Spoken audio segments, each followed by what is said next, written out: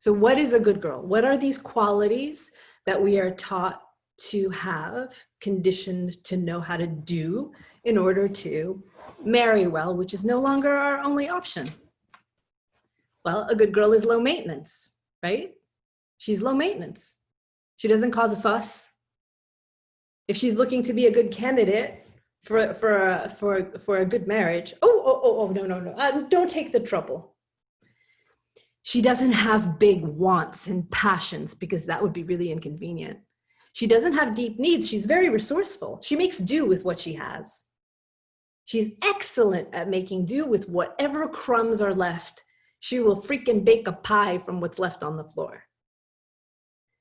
She responds to everyone in a timely fashion. These days, email, but responds to every need, every person in a timely fashion. Her time is not her own.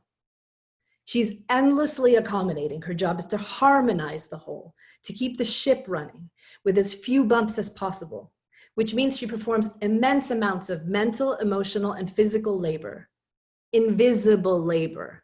A little here, a little there, eating up 80%, 90% of your day, depending on if you do an invisible labor log and watch how much of it goes unconsciously to making sure that the whole works. She's never a burden. She's upbeat. She's cheery. She has a positive attitude. And boy, she does not display the full range of human emotion ever, unless she's been tamped down for long enough that she makes a mistake by accidentally exploding. That explodes herself, the people around her, then apologizes.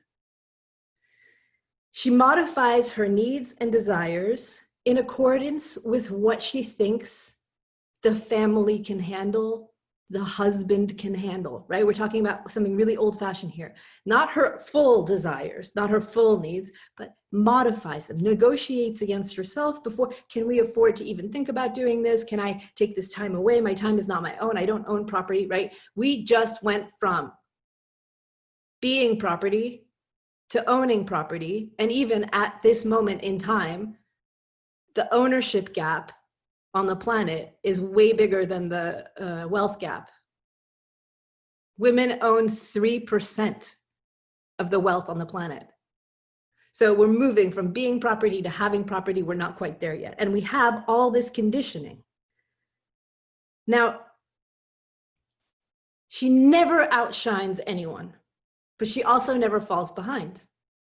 Constantly monitoring to see if she's outshining people or if she's falling behind. This is a lot of work. All of this is a lot of work.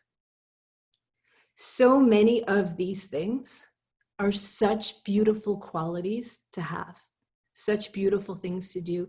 If they are chosen, if you choose it, if you choose to pour your heart into this kind of service or that kind of service, or into maintaining peace and order, nourishment, heart, if you choose it. The problem is our conditioning is so strong, our good girl autoresponder kicks in before we have a chance to choose.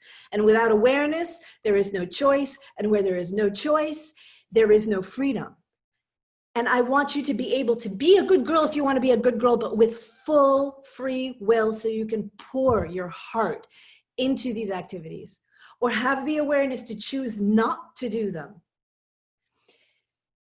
If you think about it and try to name one good girl who's changed the world, you can't.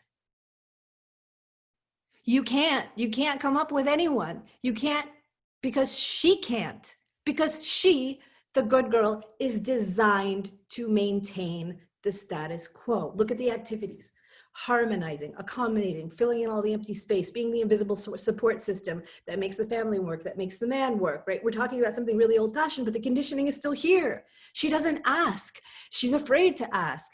She doesn't want to be a burden. These things are still with us. Our lives have changed, but our conditioning is millennia old, and it hasn't. So it's time we stop paying a good girl tax for just being on the planet.